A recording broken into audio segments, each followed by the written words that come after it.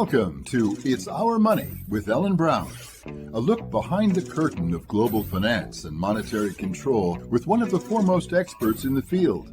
Author of the bestseller Web of Debt and the Public Bank Solution, Ellen Brown's groundbreaking work began the movement to create new American public banks. We'll look at issues surrounding the world of money and the systems and powers that control it, as well as the progress being made on the public banking frontier.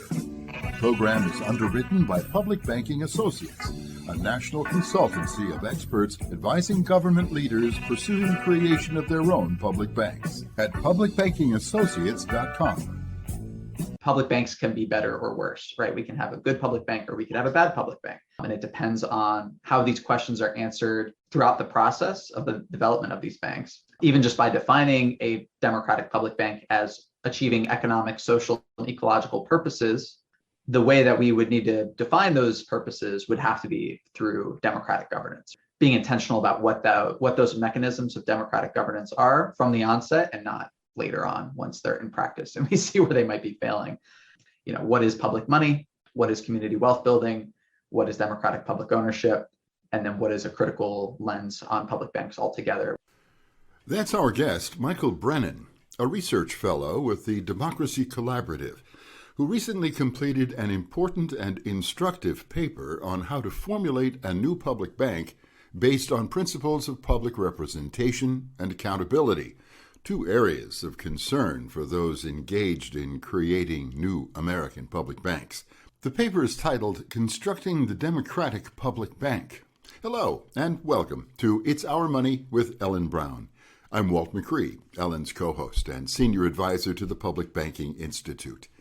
Today, Ellen and I will be talking with Michael Brennan about the elements of his research and the ways and the means that could be deployed to help guide a process that's still in its infancy in most of America, except, of course, for North Dakota, which has been operating a public bank for 102 years.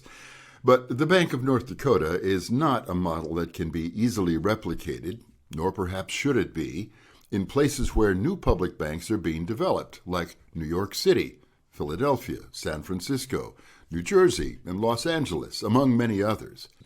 Michael's work was done to assist the City Council of Los Angeles in its formulation process and has brought a new clarity to the necessary work of devising an institutional framework for bank operations and governance.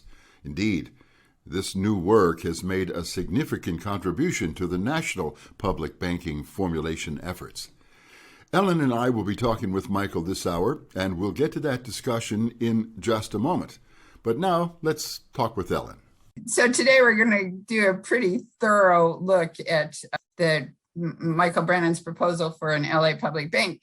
But we also had another public bank in the news just recently. So it's the Massachusetts State Public Bank. The bill was actually filed in February. There was an article in Harvard Law Today about it just recently because the person who drafted it is a professor of law at Harvard Law School, Christine Desan, and some of her students, and the Public Banking Coalition of Massachusetts, which we're always in touch with. And even though it's a state bank, whereas the LA is a city bank, LA is a city of 4 million people, and Massachusetts is a state of, I just saw, 6.7 million people. So they're not that far apart. And of course, LA is many times the size of North Dakota.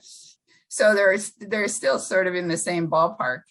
And what was featured in this article was how a public bank is needed to close the wealth gap, particularly the racial wealth gap that white families or wealthy families have money to start with. So to start a business, you need to get credit from somewhere. And typically they already have their pot of credit, but poor families don't have that. And so they need a place to get credit. And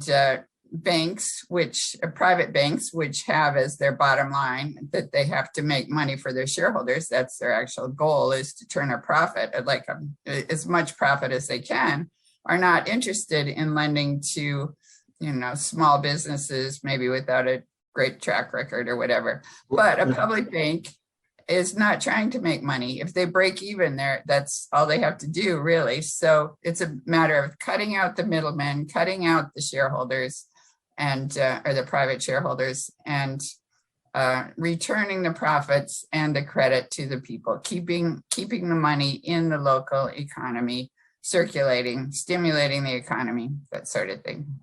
And that, of course, is one of the main motivators for places like Los Angeles and Philadelphia in particular, two cities with large poverty populations. But San Francisco, which has a lot of people on the streets, but most everybody's really well off, is also working on having a public bank. Well, the reasons are similar across the board. They basically want to be able to retain control of their local economic credit structure. So the need for that is universal. I mean, when we look at how globalism and the global financial cartel has let people down all over the world and is continuing to get them lower, the demand for local investment and local expansion of credit is really taking stage. So public banks has morphed into so many different concerns. Infrastructure being one, postal banking being another, and of course municipal states. The states are as you just said, Ellen, about Massachusetts, and Black communities, African American banks, all of them taking a look at how a public bank can help with these chronic issues. So we're in a very rich time. And of course, it raises all of the other related issues about, well, what's it going to take for this bank to be run? How do you run a public bank? We don't have a lot of experience in the US, but our guest, Michael Brennan, has taken some of that bull by the horns and created a piece that we're going to be talking about on the program today about democratizing or creating the democratic public bank. Creating the democratic public bank is the name of his piece, done for the Democracy Collaborative. And so Michael will be giving us the chapter and verse about that in just a couple of minutes. Also in the news was an article by Steve Keen and also an interview of Richard Werner, who are both, we've discussed their work before, talking about how the banking model, the accepted establishment model is that you've got a certain amount of money in the economy and banks are just intermediaries. So when you have bank loans, that really doesn't affect the money supply. It's just a matter of shuffling the money around from one party to another. But in fact, that's not the way it works. And the Bank of England has finally come out and said, of course, we've talked about this a lot, but that banks actually create money. And therefore, you need banks that are creating money for good purposes, for productive purposes. And right now, the big banks particularly are only interested in, what they do is create cheap credit for their big clients who tend to be, asset managers, or they tend to buy. So what they've done is drive up the stock market and drive up housing prices, but they haven't driven up GDP. So they haven't really made loans to the small businesses that would be focusing on with our public banks. And therein lies the reason that the public banks are more important, because they keep the money local. They really change the landscape altogether about who gets to control the money and for what. I think that topic, we've been talking about this for years, of course, how banks create the money. Well, that is also being realized on the national level with infrastructure now that everybody's talking about, well, where are we going to get the money to fix our country? Well, they're trying to do pay-fors and the sort of household debt thinking, the national debt driving the boogeyman of scarcity that is now, I think, finally getting exposed as being wrong, and also dangerous for us to continue to believe that we don't have the money or the means to be able to create the credit that we need. That, of course, is, Stephanie Kelton's book, The Deficit Myth, exposes that. It's a huge breakthrough when you think about it. People, when you listen to all the politicians through all of the generations talking about, we just don't have the money. No, we do. We are sovereign currency creators. That is actually the American system. Yeah. That's what we were founded on. The country was founded on of course, Hamilton's first U.S. bank, but even before that, the American colonists issued their own credit and their own money, and that's what's allegedly, when that was cut off, allegedly that triggered the American Revolution. That's why we formed our own country and wrote our own constitution, that we were sovereign. We're sovereign individuals, we're a sovereign country, and we have the right to create our own money, among other things. And that, of course, operates on the national level. It doesn't quite operate. It doesn't operate that way for anything below the federal ability to create the national currency. However, the ability for banks create money. Yeah, I'm sorry. Banks create money, and a state or city can own a bank. So. Yeah, and so we can have an effect of that living within a balance sheet of our own local limitations. Public banks, we think, as time goes on, is going to will be in a position to do some pretty creative new digital emissions or digital systems that can underwrite local economies in new ways that don't just rely on we have to borrow from the big banks. It's a very exciting time, Ellen, and the discussion about how these banks get run has been a primary concern for all of the governmental entities that have been looking at it. How do we keep the politicians and the special interests away from determining what the bank does with its credit, feeding special projects to special people, that sort of thing, and ignoring the sort of people that have already been ignored for decades? So Michael's piece that we just showed you, a startup creating the Democratic National Public Bank, which he did for the city of Los Angeles, is what we'll be talking about next. Let's go talk to Michael, and thanks for this, Ellen. Thank you.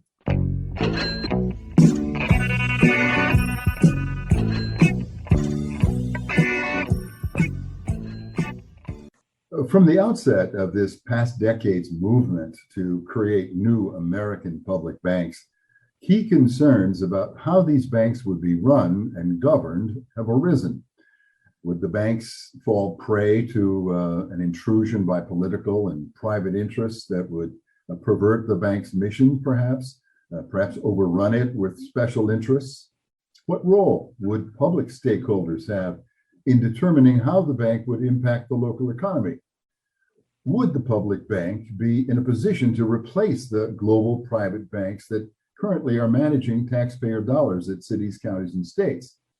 Well, today we're pleased to have the author of a significant and comprehensive new overview of these issues on It's Our Money. Michael Brennan is our guest, who just recently released a really comprehensive and significant new overview of these issues. It's called what he has termed Institutional Design Proposal for the Los Angeles Public Bank.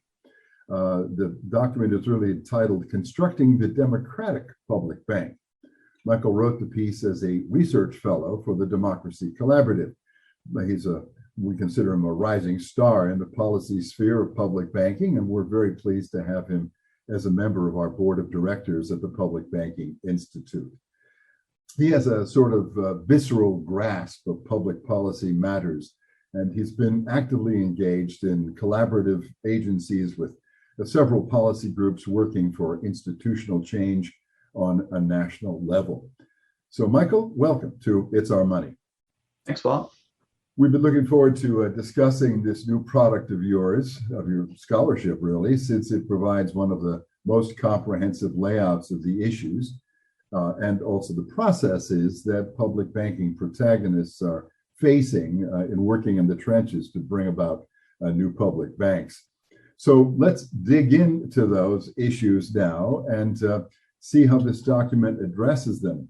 Let's take a look at your definition of what a democratic public bank is, as it's stated in that document. A democratic public bank is a government-owned bank that achieves economic, social, and environmental purposes through democratic, multi-stakeholder governance. It serves as a new critical model contrasting public banks against private banks, and incorporates a critical understanding of money, the economic development paradigm of community wealth building, principles and components of democratic public ownership. And finally, a dynamic theory of public banks that you present as contested institutions within a class-divided society. So that's a ton of stuff, Michael.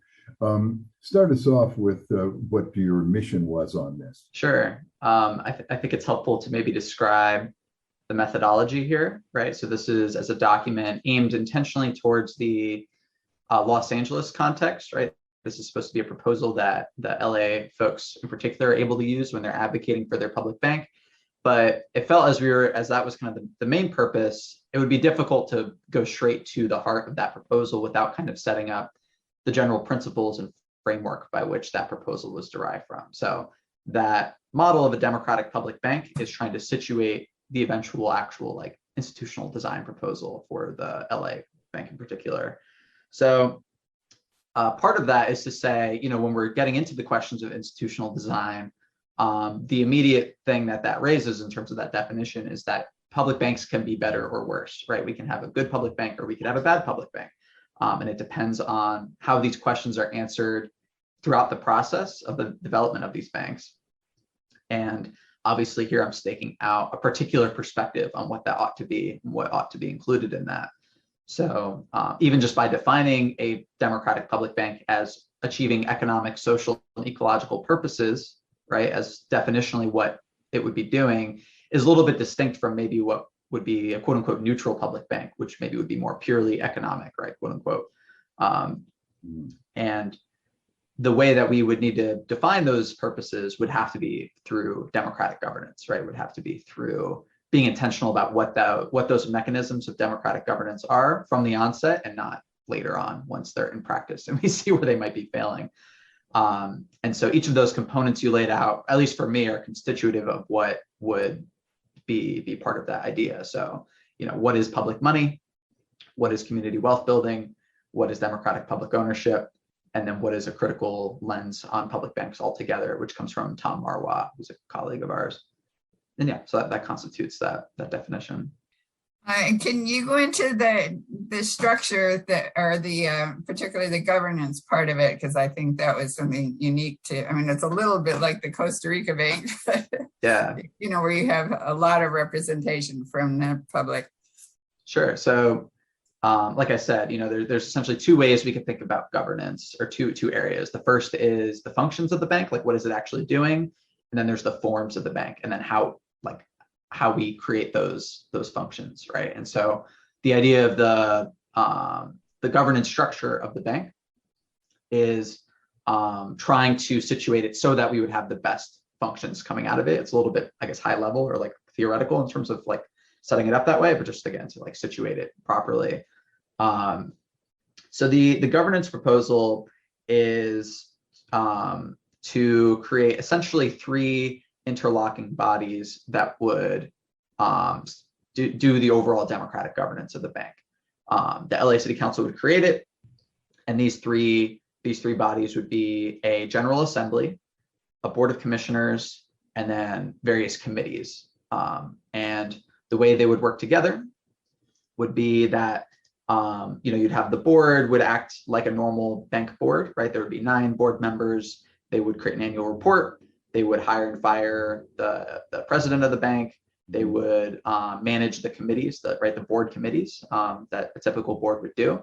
The difference, though, in this situation would be the board represents the bank in between what we're calling these general assemblies, right? And it's similar to, we could think of it like a shareholders forum, right? That banks, like corporate banks, do have, except this is obviously more of a public orientation in terms of what this shareholders forum would consist of. And so every year the assembly would convene. The agenda for the forum would be put together by the bank committees, and it would approve and reject different decisions that are put forward to it, and appoint the board members that are.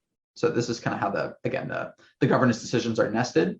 In terms of who's actually on the assembly, right? This is kind of I think on the further edge of where this is thinking, but in LA there's the neighborhood council system, right, which is a particular form of participatory government in Los Angeles came out of this movement in 1999 about people were trying to split up the city in a particular way, and this was kind of the outcome of that. And so rather than and there's different problems that people point to with the neighborhood council system, but using that existing model, we would pick one person through a lottery process from each of those neighborhood council areas. So people could nominate themselves, and then they would be selected for a 2-year term as a randomly selected member of the assembly. And this would control for like the political capture, the private capture of the overall strategic interests of the bank, right? And then people who are interested and like educated about the bank in their local communities could organize around this and try to get people to become active and like sign up to nominate themselves. So it'd be a little bit of an organizing tool. There's a lot you can kind of get into with that. So we can talk more. And are they volunteers, or do they get some pay? So I believe the way it works in LA is anyone who's a board member of any like city board gets paid $50 a meeting. So like for, there's a wide variety of kind of advisory boards, different like governing, like throughout the city government. So all of the assembly members would get paid $50 per meeting. And I know a big concern that I've seen expressed that I'm in LA, this is Ellen, of course, for radio.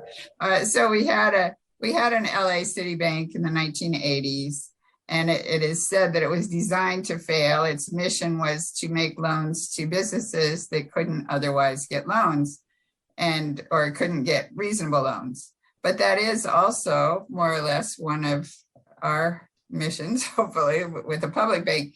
So who makes those decisions? And if you have a governing board or a governing committee or whatever of people who aren't seasoned bankers, as they say, isn't it going to be risky? And how do you know you're going to have loans that get paid back? Yeah. This is one of the things in terms of, setting up that more general model of what a democratic public bank is. One of the principles of democratic public ownership more broadly, as set out by the Democracy Collaborative and stuff that Thomas Hanna had worked on, is to make sure that professional management and effective organization is like a key component of it.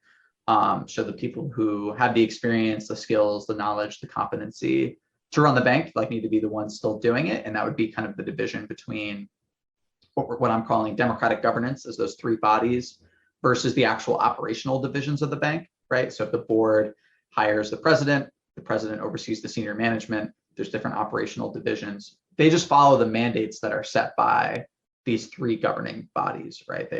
They set the strategy, and then they have to go out and then actually be the loan officers, actually do the community outreach, do the actuarial science that would be necessary to go achieve those mandates. But that would be the separation. So then what does the larger group of 99 or whatever it is, what decisions do they vote on? So they would be responsible for a few different things. They would be nominating and selecting a majority of the members of the board. They would be approving or amending the annual report, right? So the board creates the annual report and then they would present it to the assembly. It's essentially where the public is standing in, right? Could also do this to the actual city council, but having it be in front of citizens and say, here's the annual report. They have to vote to approve it as the bank's official annual report, and then they could question and make decisions about it. And then maybe it's worth going into what the committees are, right? The different board committees. So the three that I've listed here, just to kind of contain them, are mandate committees, which would be responsible for overseeing essentially how the bank is achieving its different mandates. So if the bank is, supposed to go out and do a Green New Deal, or it's supposed to, help with the climate crisis, like it's one of its mandates that's built into its public policy, then you create a committee that contributes to checking in on how it's doing, right? So the committee has the authority then to put a proposal forward to say, we want to shift whatever the different bank policy is around that different mandate area. So that'd be the first one. Second would be like operational committee, and this is a little bit more traditional, right? You have like risk committees, you have like an audit committee. These are things that exist in other banks. You would do the same thing here, and they would agendize proposals for the assembly to vote. And then you could have special committees as well, and this is a little bit more innovative. You could set up committees that are responsible for overseeing different constituency areas, right? So maybe you have like a labor union committee, and then you invite in people who are either rank and file members or like in union leadership, and then they can be a part of the bank policy on different areas relevant to labor unions, right? And that can be part of what the General Assembly is considering. That's a little bit more open-ended. Like there's a lot of kind of different directions that could go. It could be for worker co-ops. It could be for like green, like a green economic development. It's kind of open to whatever the board would want to establish as a committee. But they would set the agenda for what the assembly would consider. So you have a tremendous amount of infrastructural shaping structure, institutional structure to oversee and ensure that the mandate missions of the banks are carried on. The direct input of citizens comes at the committee level, pretty much. Is that where the conversation and the focus is created? They don't have any sort of day-to-day engagement or regular sort of determination ability, do they, or do they?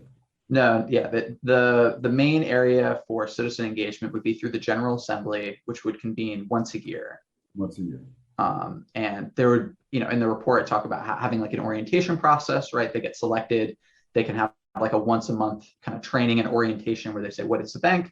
Like, what is public finance? Work through those kind of nuts and bolts questions so that by the time they come, they have a proper orientation to be able to like hear these questions and like make informed decisions. There's kind of, again, this is kind of within a broader conversation about like participatory democracy and like kind of what is the future of that, like beyond banks.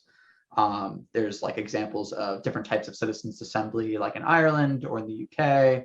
Occupy Wall Street is pretty relevant to this in terms of thinking about assembly democracy and how to do that in like a good deliberative way.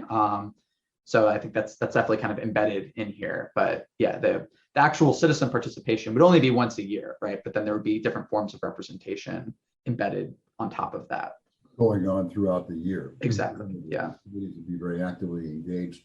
There's some really complicated challenges or exciting frontiers for the missions and the mandates. I'm just looking in this, mandate to achieve cost savings, about how the bank can reduce the amount that the city is spending on debt service, how it can finance itself and get involved with municipal bonds, addressing infrastructure and housing, and promoting equitable recoveries from social, economic, and environmental disasters. I mean, when you look at this document, Michael, you really have a beautiful, almost an encyclopedic sort of an overview of what a public bank could be and how exciting and how extensive and expansive the opportunity is with this. I think you've really done a really important. Yeah, I probably jumped into governance too quick, but I should give you a chance to give an overview. I mean, to me, the obvious advantage of the people owning the bank is that you save a lot of money for the government, and then you've added in the the individual things like loans to businesses, that sort of thing, that gets more difficult to jump through the hoops, FDIC insurance, all that stuff. But you want to go through the basics of why a public bank and what, to me, it's a no-brainer that it's going to help the government, the local government, because they can get cheaper credit, and they can, the money will go back into their own community, and they can determine what projects it gets invested into. But go ahead. Yeah, well, I feel like the approach I was trying to take here was, so to your point, like trying to be a little orthogonal to maybe the approach that we've had to public banking before, of that point of like cost saving and kind of the efficiency argument, like I think is a good one. But in terms of like from a movement perspective or from an organizing perspective, what like the why public banks question is still kind of like, I don't know if that animates people in the same way as saying like there's so many people organizing around a Green New Deal or racial justice and reparations or around recovering from COVID, right? These are kind of active questions that I think are public bank is a very good answer to, in a way that I'm hoping that the framework that I lay out here can kind of help orient to that question more clearly. Because if we start with, it'll save us money for all these reasons, and we start explaining that, like, then we have to get to the point where we say, and then we can use the money for the other things, right? We've kind of lost the thread communications wise, or like organizing wise. Whereas you start with, we want a public bank because we want a Green New Deal. We want a public bank because we want reparations, right? And fix the history of redlining, like these other things that we want to address with the public bank. I think it's more helpful to start there. And then like we can get into the technicals and like the design questions. And that's why I'm like, people can look at the governance design and like take what they want from it. They can look at this report and take what they want from it. But I think I'm hoping it's an organizing document, right? I'm hoping that people can take what they need from it to be able to have conversations about public banking in a clearer way than maybe they were able to before. When you talk about the theoretical understanding of money and community wealth, would you flesh that out a little bit for us? Because I think that everybody thinks of money as the stuff the digits you have in your accounts, your stocks, your bonds, and other sort of assets. But there's a different sense of community wealth, and perhaps even of money itself, that your formula sort of speaks to. Yeah, I think this is part of at least my vision of what public banks can be, and like their potential could be, is helping us reimagine what money is, right? And I think this is informed by modern monetary theory, or MMT, in terms of how we want to kind of open up the idea of money as a public utility versus money as like a scarce commodity, right? And the idea being, right, in terms of our banking system in the United States, we have essentially like a public-private monetary system where the public sovereign government, gives charters to private banks to manage our monetary system, right, our money supply. This is some stuff that like our colleague Bob Hockett, him and Sally Amarova, there were like a pretty important article called "The Finance Franchise" that kind of goes through the implications of this in terms of banks as de facto public arms, right, or public entities, because they are licensed. They rely on a bank charter in order to exist, which is a public authority. So kind of starting from there, right, in terms of what even public money is, or like bank money is, as a public good or as a public utility, it immediately reframes as, well, why do we give private corporations and private shareholders the ability to manage the money supply, right? It doesn't even make any sense on its face. Right. And so as we're thinking about, these questions, which people have, you guys and like other people in the space have been investigating for a while, is how do we kind of push that forward and like shift the momentum in this new direction? And I'm hoping that by laying out this, like, if we have that foundation of understanding, and I don't really want, like, I didn't really explain maybe the full vision of like what public money is there, but by kind of having that as a premise of our public bank organizing, I'm hoping that it can help us also open up the potentiality of what money can be, right? Which I think includes like local currencies. It includes ways that maybe we have to think about like time banks, or like a different, like, there's transit cards and the way that is integrated into our monetary system. And like, there's a lot of things we can kind of open up if we have that embedded from the start, and we design public banks so that they're able to move in those directions as we kind of, we have to build on these wins, right? We don't want to win a public bank and then fall backwards. We want to win them so that we can expand our power and be able to win greater things beyond even just a public bank. You mentioned the issue of FDIC insurance, and right now in California, the AB 857 says that we need to get FDIC insurance.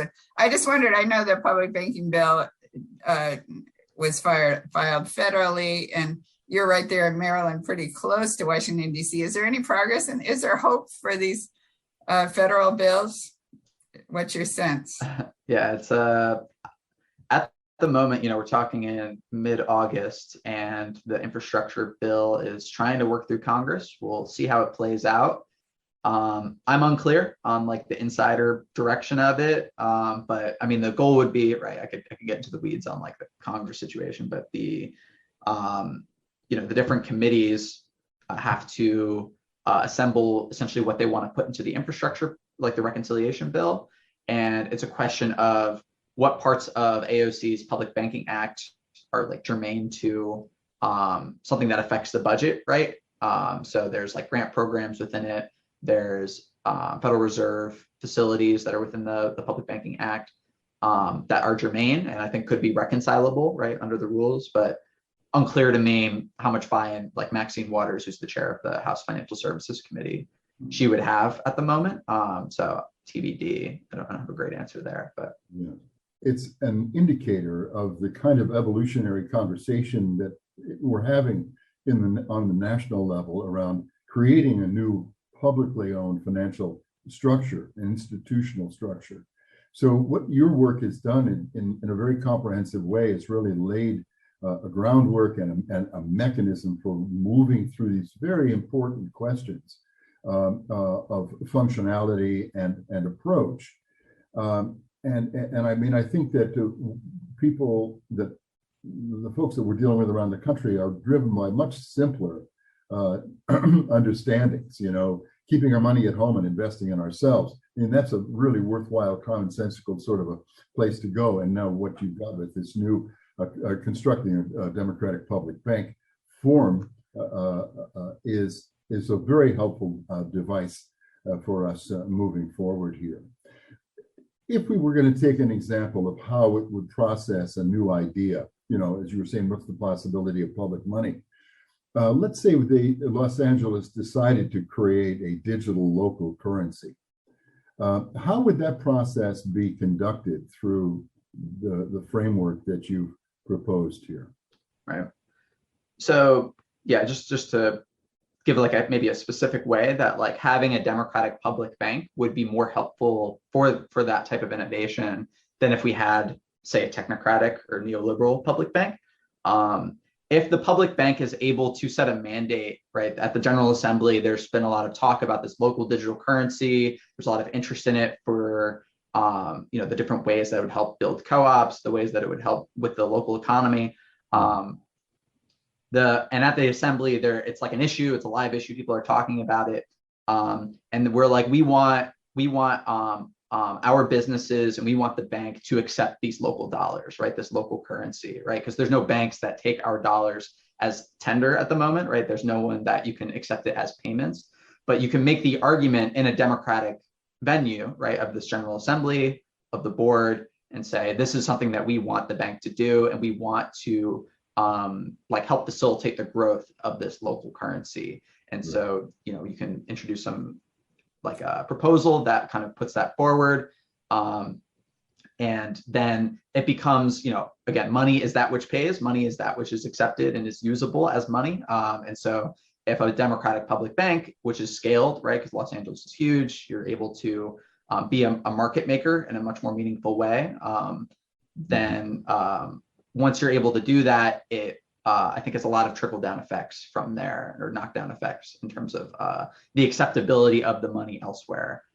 It would have to be, I think, in tandem, with some other proposals around, like digital wallets and public payments infrastructure, right? A public bank on its own couldn't do it, but I mean, in terms of like getting debit cards out to people and like their ability to use like an app, is kind of, it's maybe more relevant to AB 1177, which is the state bill in California for creating a free retail banking option.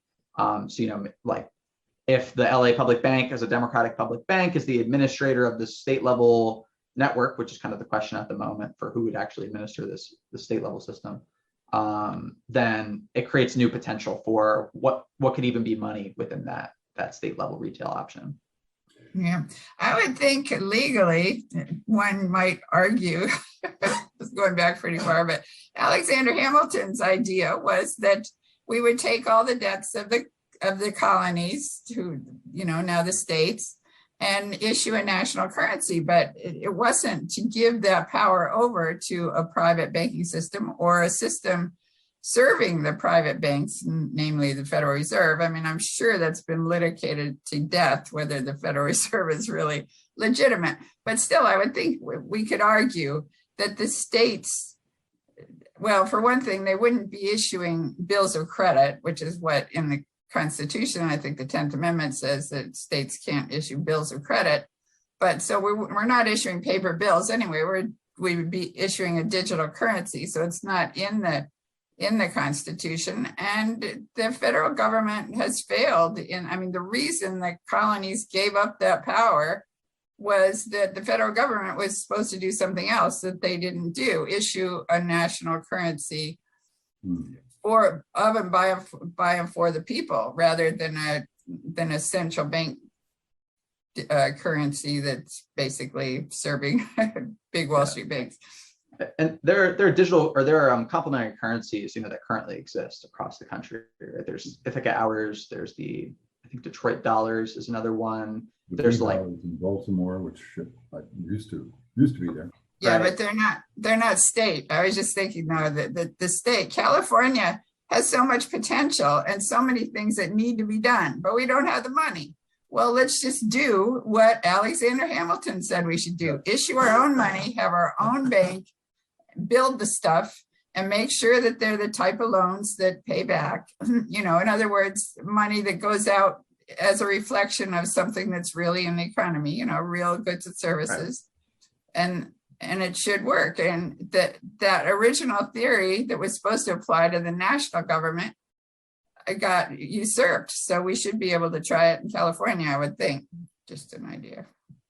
It makes me think of our friend and colleague Bob Hockett's distinction between endogenous and exogenous money access. The money that comes from within, as you were just referring to, Ellen, and the stuff that comes from without, where we borrow it and it comes from outside sources. And that seems to me to be kind of a pivotal point of democratic power, is that whether we continue to allow to hand that right, that privilege, that franchise over to private parties, or whether or not we construct and devise the mechanism and the framework and the agreement that we're going to be able to finance ourselves through this mechanism. Yeah, I think it gets at something that some of the MMT folks have been putting forward, this idea of monetary agency, right? In contrast with monetary sovereignty, maybe is kind of the more traditional way people have been setting this up, in terms of like the U.S. government as monetary sovereignty, so we don't have to worry about the deficit, right? But to expand that out a little bit further to what we're talking about as monetary agency would be everybody, like institutions at the subnational, at the local level, have different degrees of ability to create money, right? Like if we have a transit system and we have like a debit system for people's ability to use the transit, that's a form of monetary agency that already exists, right? That is not like theoretical, like that exists in critical mass in a lot of different places. And so by creating infrastructure, right, payments infrastructure, financial infrastructure as public banks, we are increasing our capacity, we are increasing our monetary agency at the state and local levels, and we can open up those ability to create our own currencies, whether it's like, formally government owned or formally nonprofit, or it's like a cooperative currency, right? There's a lot of different models we can kind of think very creatively toward, but we need the public infrastructure. Like there's no way around that. We need the banks and the payments infrastructure first in order to be able to do it. And there's, again, like a lot of implications, I think, of once that comes out, where the economy can go and like what we're able to agitate towards. And even just as one last point, like I think in terms of maybe more cynical or like a realistic about like kind of the prospects, people think the Republicans will win back the House in 22. And I'm not sure what we'll get through in terms of Public Banking Act or otherwise this Congress, but following there, I'm pretty pessimistic. I don't know what the horizon is politically after there, but I think like building monetary agency over the next couple of years is going to be critical for our ability to really set out the alternative from the neoliberal paradigm that maybe Biden, Pelosi, Schumer, they might be sort of breaking with, but not really, right? Like I think it's not really a clear pivot in the way that we need it to be. So like creating these institutions at the local level is at least part of my theory of change in terms of what we need to be doing, so that by the time 24 comes around, 26, 28, and like wherever we're at in terms of climate change and everything else, like it really needs to be clear to people exactly what these things look like in practice, because absent that, I think we're going to fall into a more nihilistic, ethno-nationalist political future. And we need these things soon, right? We have a system right now where big banks can borrow for almost nothing from the central bank. and states can't. And of course, local governments can't. So we need some sort of system where the local governments, including the state governments, can get interest-free, nearly interest-free credit too. Because that, if you could just generate the credit like they do in China, generate it by borrowing from your own bank that you own, and then build the thing and then pay it back with the proceeds, we could do so much. Yeah. But we're limited because we have to borrow in the bond market at whatever 4%, or if you're talking infrastructure, I think it's I saw somewhere 8 to 12% is what they want for public-private partnerships. Outrageously high interest rates. We need to be able to just generate the credit. If that's at a federal level, then great. If we could pull that off with some sort of federal public, whatever, monetary authority that states can borrow from nearly free, or at a state level or even city level, like LA is big enough that they could pull something off, you would think. Anyway, it's about that. And your mention about MMT, modern monetary theory, seems to me to be increasingly important. Now you listen to the conversations about infrastructure and finance. Where's the money going to come from? This is the debt concern, the myth, the debt deficit myth is really inhibiting our ability to protect ourselves and to invest. And so there is a whole new paradigm about money that public banking is bringing forward, and that Michael, thankfully, you've articulated in very specific ways about how this can get done. It's certainly going to be not just encouraging, but I think comforting for some people to read this document, again, Constructing the Democratic Public Bank, and see that this has been, that the concerns about having the people's money stolen and ripped off and things broken and so forth is, it's somebody else's notion of how they protect their franchise. The public banks will never work. Well, this is really the moment where we have to stand together about insisting that it's our money. It is our money. We're issuing the full faith and credit of the United States and our communities. So I think it's very exciting what you've done here. Tell us about Los Angeles politically now too. How do things sit for the prospect of the bank? And what you see? Green lights, yellow lights, red lights? Yeah, it seems like the type of thing where there's an okay consensus within the city council to move this forward. Right now, the issue is getting it agendized on the LA City Council's meeting, and that's up to the council president, Mary Martinez. But more generally, I think it's a question of, there's been a lot of, I think, good momentum, especially from Public Bank LA and the California Public Banking Alliance, to bring forward put it on the radar and really be good grassroots advocates for it. But I think what I'm hoping that this paper can help their ability to do as grassroots organizers is to really socialize this idea to the specific constituencies, right, that I think need to have, I think, a more clear long-term full buy-in to this as an issue, right? So there's different there's different efforts around revitalization and anti-gentrification. There's defunding the police and Black Lives Matter, right? There's other types of, there's folks who are concerned with the homelessness crisis in California and in Los Angeles. And there's different ways that we can kind of say the argument in terms of why public bank for those things.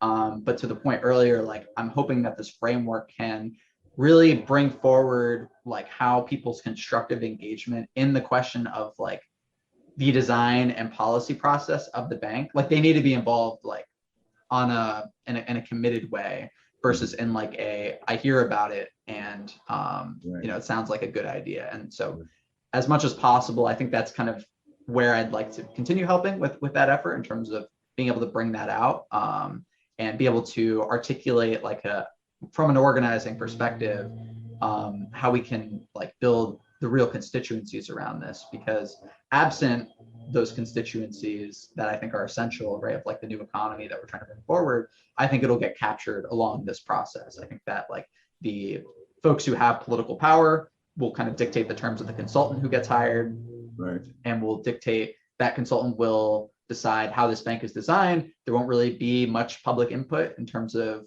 what then passes, even though like we might get to the point where like, well, we want the bank, but we don't really like the consultant bank, right? Puts us in a weird position if we don't have enough power to really push back and like actually stop them from doing that.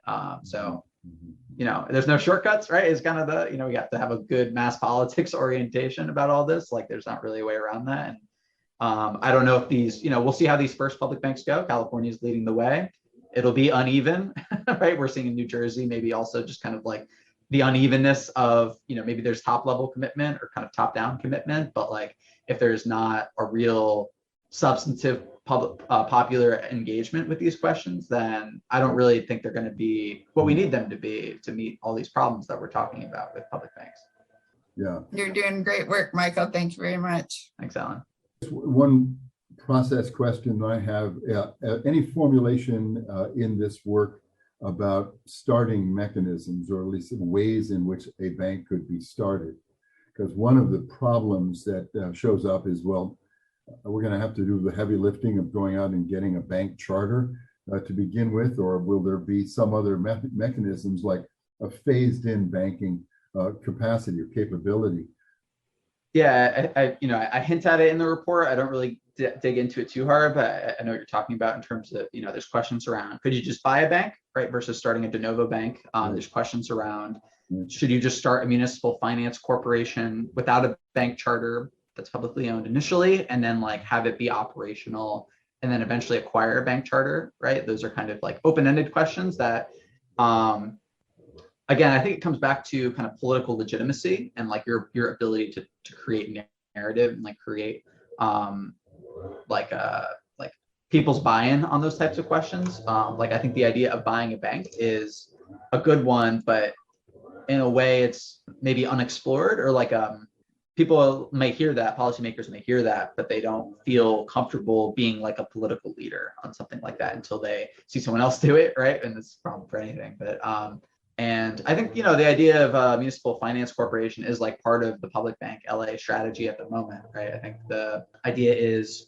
for the right now, the language that was passed by the committee in the city council was for the consultant that's hired by the city to write the business plan. They'll have an interim report that will have a recommendation on whether or not to start an MFC, right? As part of the consultant language. Right.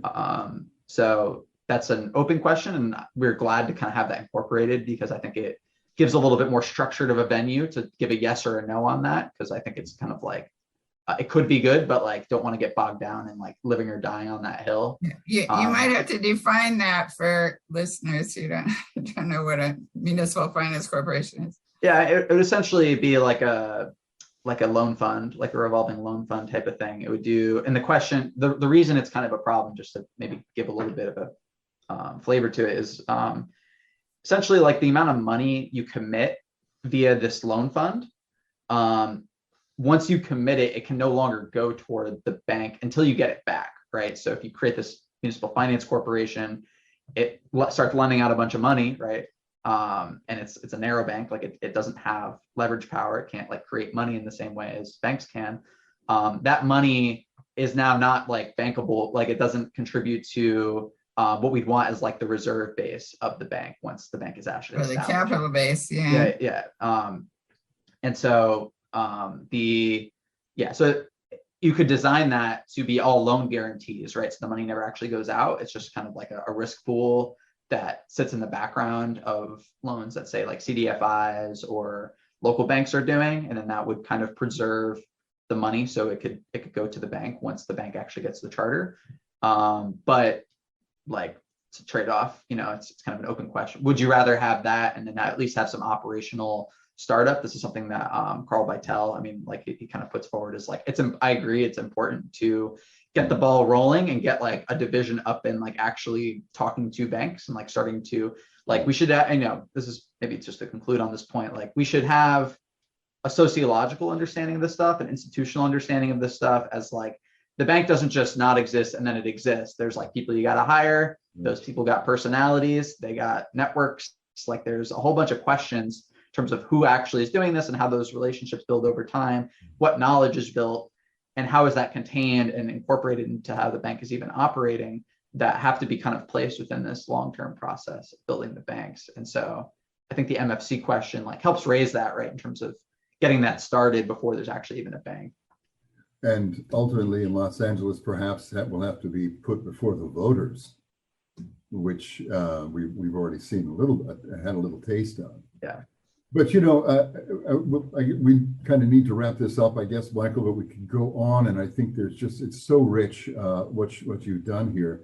I think certainly what it does very powerfully is illustrate the democratic dynamic, the need for people to be involved in democratic activities, to take a stand for their money in this instance, and to be involved and aware. So, democracy is a tough thing, man, because people have got lives and they've got limited understandings of it. But here we're asking for them to really kind of grok how this could work, and to get on board, and then to bring their neighbors along. But man, once we do that, whole new possibilities open up, and it kind of gives you goosebumps to think about what we could do if we really controlled our money in the public interest.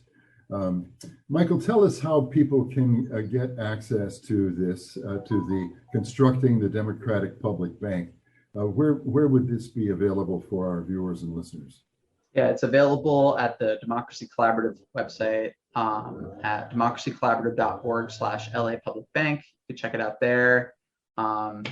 If you want to be in touch about it, you can find my info. I'm on Twitter at MRBRNN. You can shoot me a DM if you want. And I'm happy to, engage with folks, especially grassroots organizers who are pushing for public banks around the country. I think, the goal of setting up this general model was to give people something they can work with everywhere and not just in LA. So definitely encourage folks to look at it, talk about it with your group, and I'm happy to join in on those conversations and work with people. Perfect. You have a Public Banking Institute email as well, right? Yeah, Michael at Public Banking Institute. Michael at Public Banking Institute. Well, okay, Michael, thanks very much. Ellen, anything more for you at this point? No, thanks. I just wanted to say I did appreciate that explanation of this larger body of 99 as being like the shareholders. So for people that object, we can say, well, they're not making the management decisions. They're like shareholders approving the general flow of things. Yeah. So thank you for it. But anyway, thank you for your work. That's great. Thanks, Ellen. All right, Michael Brennan, thank you for all of us. If you'd like to get a copy of this, it's Constructing the Democratic Public Bank, available through the democracycollaborative.org.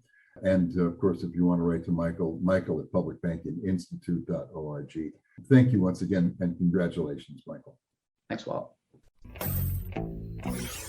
Well, that's it for this edition of It's Our Money with Ellen Brown. Our thanks to our guests, our sponsor, Public Banking Associates, and to you for listening. Be sure to check out Ellen's latest writings on the economy and the changing world of money by visiting ellenbrown.com.